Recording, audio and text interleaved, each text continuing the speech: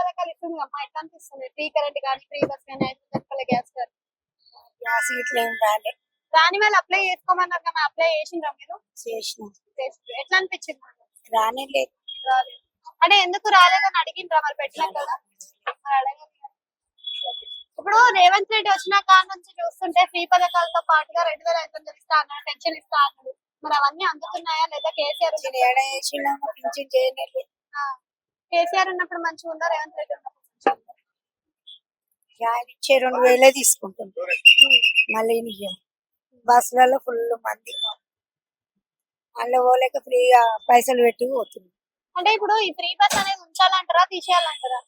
ఏమమ్మా ఇక అందరితో మనం మీరేమంటారు? తీసేస్తాం. ఏ రోజు పోయేటోళ్ళకి తెలుస్తుంది. మనం ఎన్నడో నడు పోతాం బయటకు. ఇంతకు ముందు కూడా గింటే జనాలు ఎక్కుతుండేనా, ఇప్పుడు ఎక్కువ ఎక్కుతురా? ఎక్కువ అయితే ఇప్పుడు ఈ నెల నుంచి మనకి సన్న బియ్యం ఇస్తా అని అంటుండు మరి రేషన్ లో. మరి సన్న బియ్యం ఇస్తాడంటారా మరి? ఏమమ్మా ఇక నేను ఒక్కదాన్ని ఉన్నా, మా ఆయన లేడు.